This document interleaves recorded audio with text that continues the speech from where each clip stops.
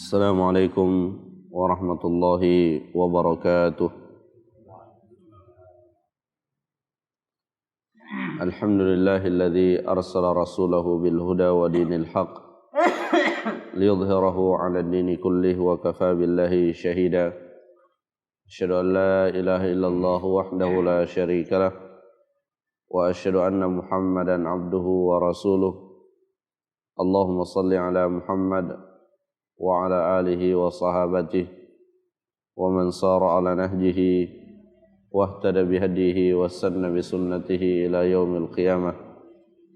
Ya ayyuhalladzina amanu taqullaha haqqa tuqatih wa la tamutunna illa wa antum muslimun. Amma ba'd. Ma'asyiral muslimin, sidang jamaah salat subuh rahimani wa rahimakumullah. Alhamdulillah, pada kesempatan ini kita kembali melanjutkan kajian kita dalam kitab Taisirul Karimir Rahman fi Tafsir Kalamil Mannan, kitab yang menjelaskan kepada kita semua makna-makna dari ayat-ayat Al-Quran. Pada pertemuan sebelumnya kita sedang membahas bahagian akhir atau ayat-ayat yang terakhir di dalam surah Abasah. Dan insyaallah pada kesempatan ini kita akan lanjutkan penjelasan ayat 33 sampai ayat yang terakhir, yaitu ayat yang ke-42. Namun sebelum kita menjelaskan ayat yang ke-33 dan seterusnya, terlebih dahulu akan disampaikan beberapa ringkasan dari apa yang telah dijelaskan pada pelajaran sebelumnya.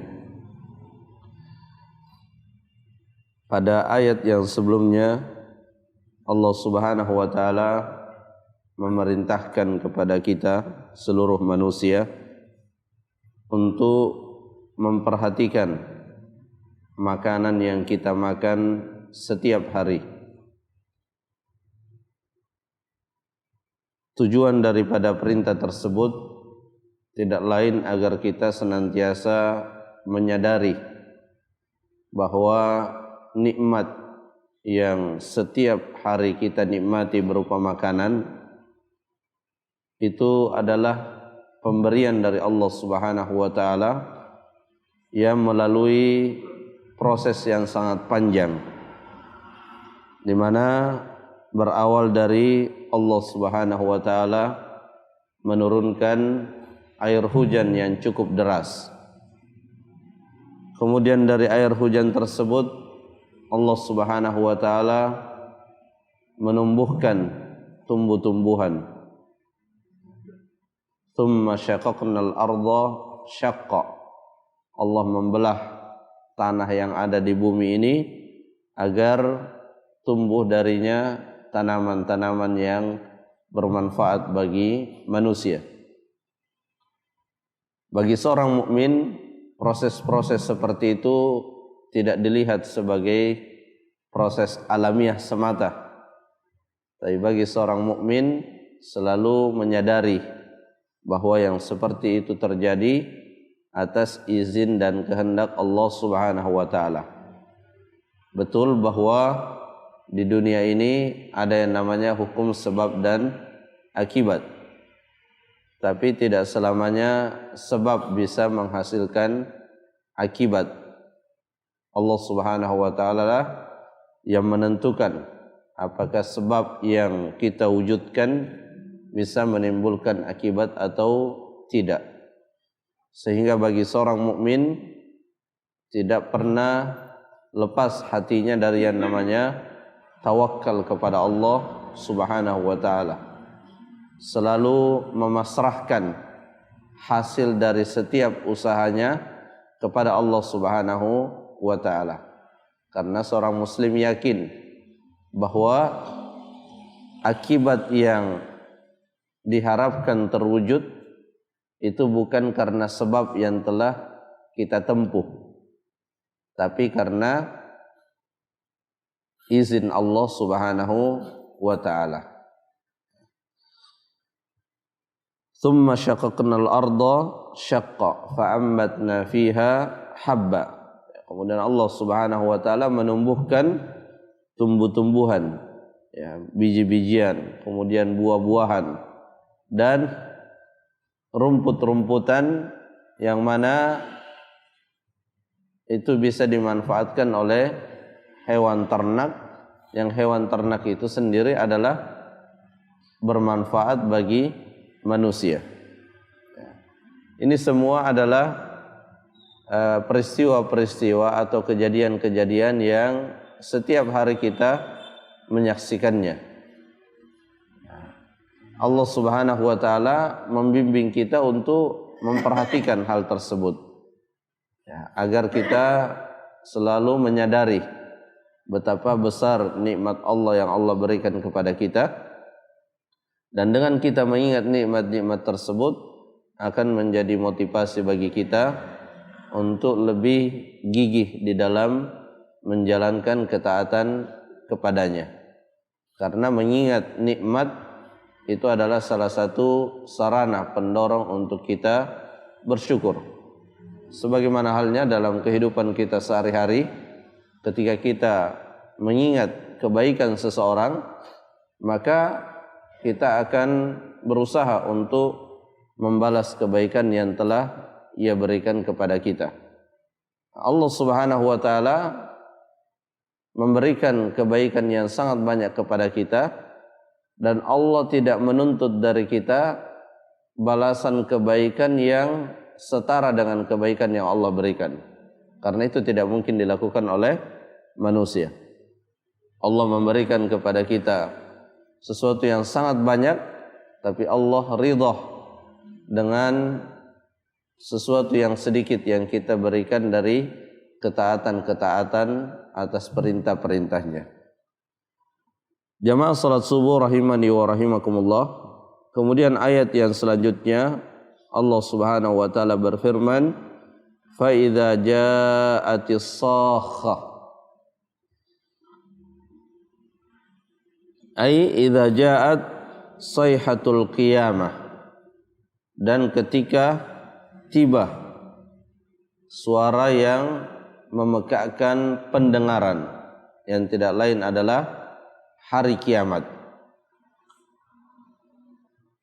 Pada ayat ini Allah Subhanahu wa taala menggunakan lafaz ja'at, yang di dalam bahasa Arab ja'at ini adalah kata kerja yang digunakan untuk sesuatu yang telah terjadi.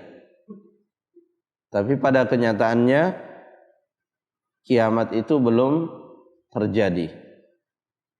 Nah, di sini ada faedah penting ketika di dalam Al-Quran ataupun di dalam hadis atau di dalam bahasa Arab secara umum, ketika digunakan kata kerja lampau untuk sesuatu yang belum terjadi, maka tujuan daripada penggunaan kata kerja lampau tersebut adalah untuk memastikan bahwa apa yang disebutkan pasti akan terjadi dan sangat dekat peristiwanya. Fa idza ja'atis sakha, pada hari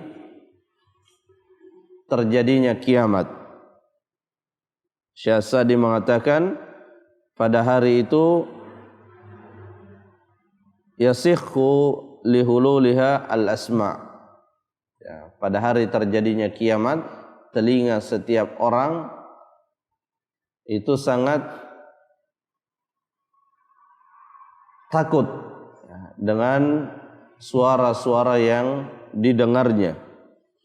Wa tansa'ijju lahal af'idah yauma idzin, dan hati-hati manusia dipenuhi dengan kegelisahan karena situasi hari kiamat yang sangat menakutkan dan sangat mengerikan.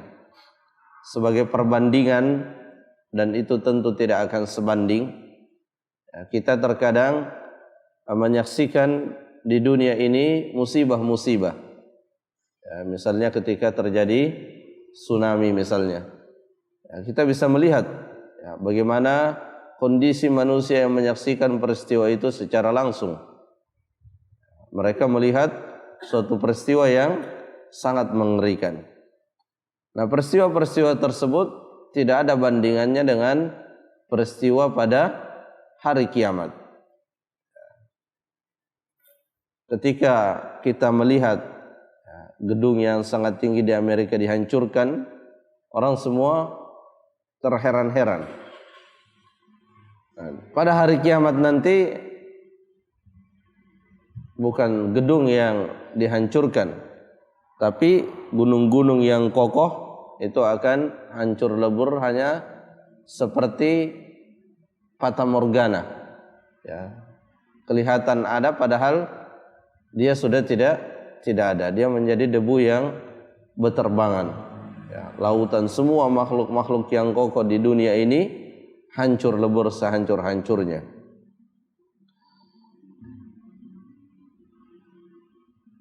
Mimma yaran nasu minal ahwali wa syiddatil hajati lisalifil a'mal. Jadi ketika hari kiamat terjadi, manusia secara umum sangat takut melihat peristiwa-peristiwa yang mengerikan, dan juga karena mereka sangat butuh pada amal-amal kebaikan. Karena pada waktu itu tidak ada lagi yang bisa menyelamatkan manusia kecuali rahmat Allah, dan Allah memberikan rahmatnya sesuai dengan amal yang pernah dilakukan ketika berada di dunia ini. Sehingga setiap manusia membutuhkan amal-amal kebaikannya dan berusaha untuk menuntut. Jika ada orang yang pernah menzaliminya, maka dia akan menuntut sekecil apapun bentuk kezaliman tersebut.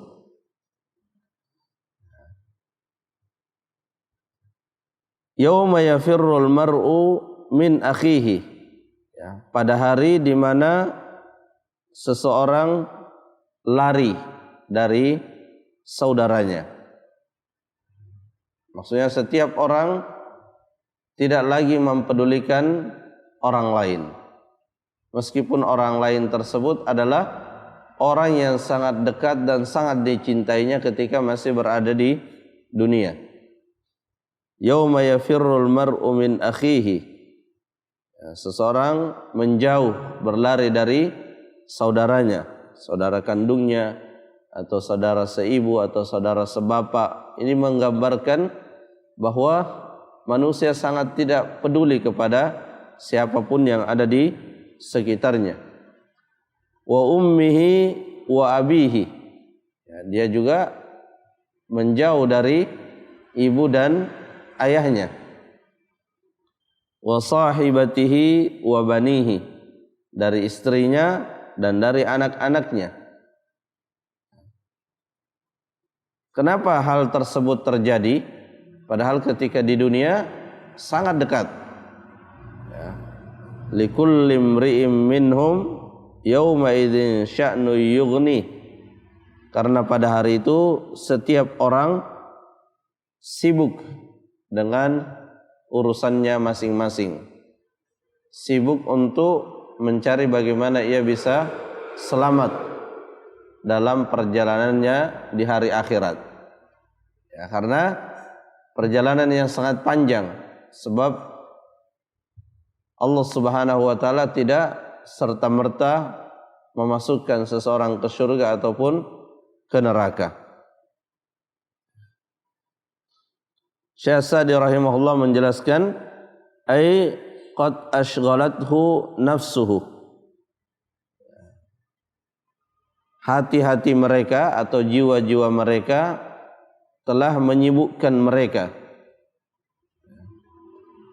Wahtamma lifikakiha, dan setiap orang kepeduliannya tertuju kepada bagaimana ia bebas dari hiruk pikuk dan huru-hara pada hari kiamat tersebut.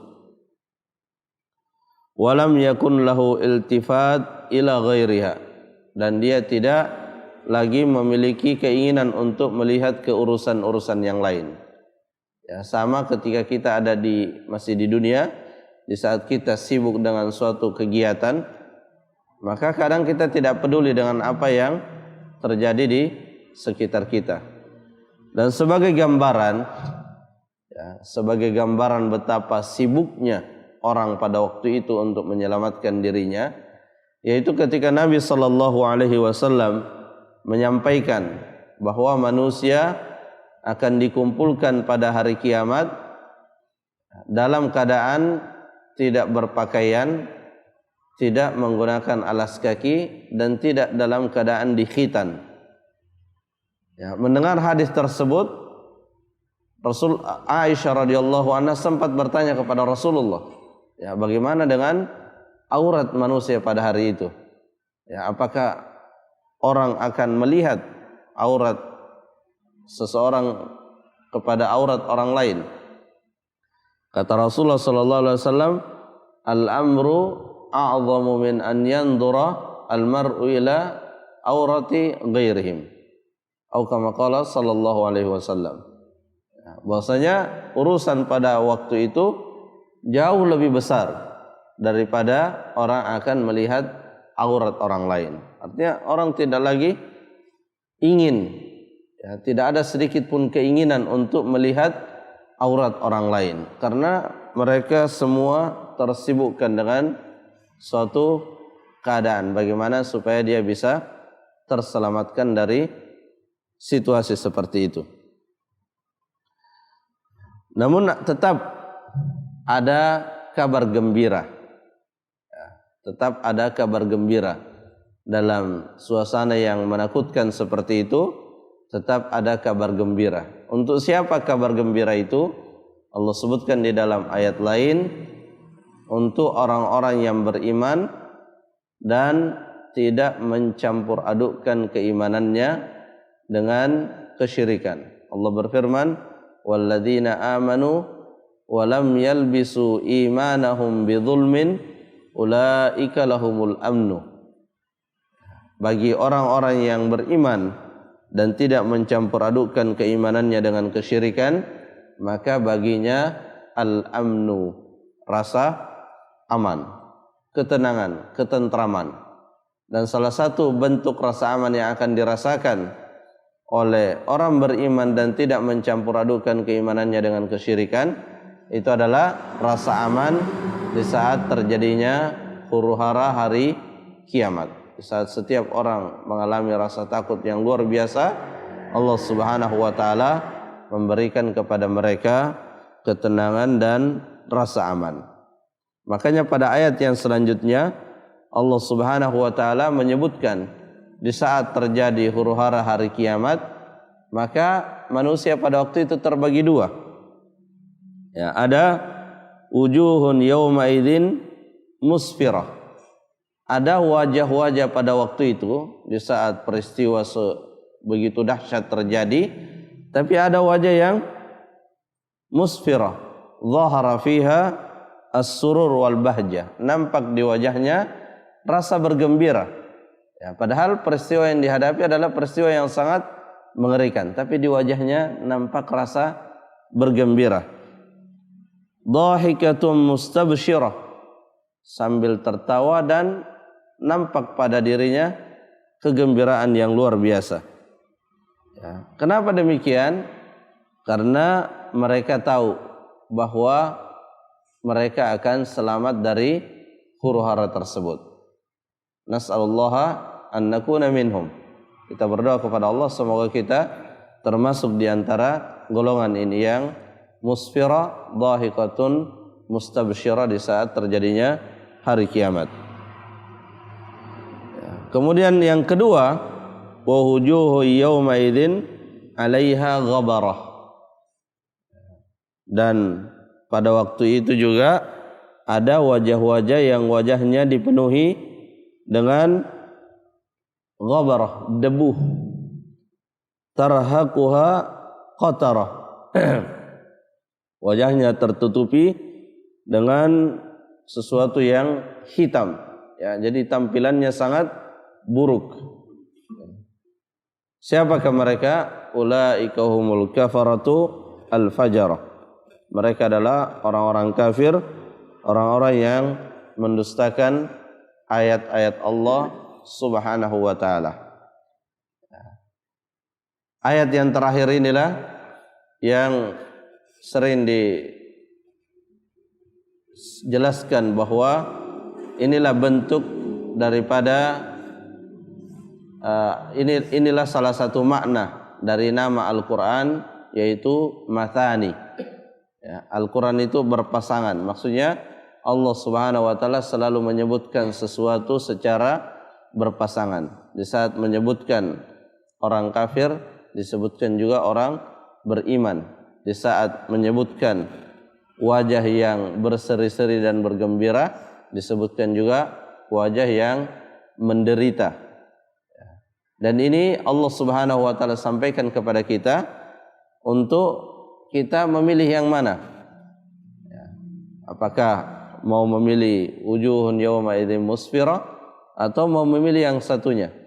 Dan tentu tidak ada manusia yang memilih untuk menderita di hari akhirat. Namun memilih di sini tentunya tidak hanya sebatas memilih secara lisan. Ya, perlu kita mengetahui sebab-sebab yang bisa mengantarkan kita untuk meraih yang namanya wujuhu yawma idzin musfirah dhahikatun mustabsyirah. Asasnya, modal utamanya adalah tauhid. Modal utamanya adalah akidah yang murni dan bersih dari segala bentuk kesyirikan. Sehingga menjadi mutlak adanya dan lazim, wajib bagi setiap muslim yang mencita-citakan selamat di akhirat untuk mengetahui bagaimana akidah yang lurus, akidah yang benar, dan juga sekaligus mengetahui bentuk-bentuk kesyirikan agar ia bisa menjauhinya. Ya, akidah yang lurus, akidah yang benar, akidah yang bersih dari segala bentuk kesyirikan, ini adalah merupakan asas dari seluruh kebaikan. Asas dari seluruh kebaikan. Inilah yang akan mengundang datangnya kebaikan-kebaikan yang lain. Sebagaimana disebutkan di dalam ayat yang tadi telah kita kutip, ulaika lahumul amnu, jadi orang yang beriman dan tidak mencampur adukan imannya dengan kesyirikan, Allah Subhanahu wa taala akan memberikan kepadanya rasa aman di dunia dan di akhirat. Wa hum muhtadun, dan mereka juga mendapatkan petunjuk di dunia dan di akhirat. Apa petunjuk yang didapatkan di dunia? Ya, dijelaskan oleh Syekh Muhammad bin Shalih Al-Utsaimin bahwa di dunia dia akan mendapatkan petunjuk untuk mengetahui urusan-urusan agamanya dan mengamalkannya. Jadi ada keterkaitan yang sangat erat antara akidah tauhid yang kita miliki dengan pemahaman agama yang benar dan pengamalannya.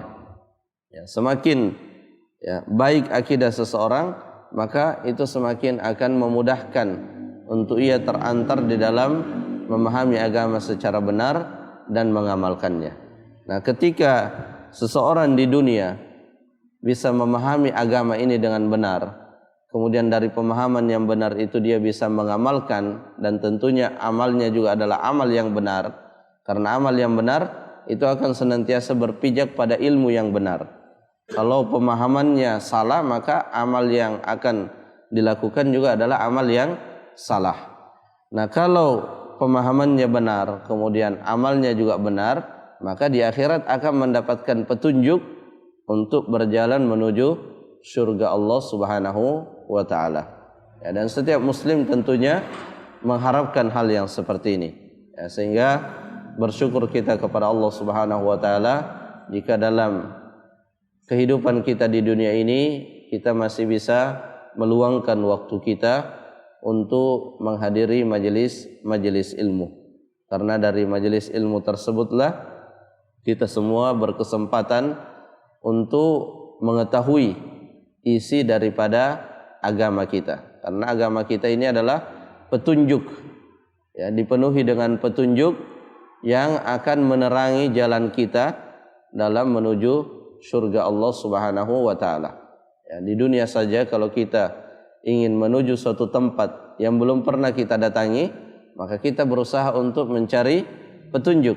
Karena kalau tidak punya petunjuk, tentu kita akan tersesat dan tidak sampai ke tujuan kita. Nah, surga juga demikian. Ya, belum pernah ada orang di dunia ini yang pergi ke surga. Nah, maka untuk kita bisa sampai ke surga, kita harus mencari petunjuk. Dan petunjuknya hanya ada pada dua sumber saja, pada Al-Quran dan Sunnah Rasulullah Sallallahu Alaihi Wasallam. Itulah sesungguhnya yang memotivasi kita untuk gigih di dalam bermajelis ilmu. Karena kita ingin surga, dan surga tidak mungkin dicapai kecuali dengan petunjuk. Wallahu taala alam bisawab. Subhanakallahumma rabbana wa bihamdik, asyhadu an la ilaha illa ant, astaghfiruka wa atubu ilaik. Assalamualaikum warahmatullahi wabarakatuh.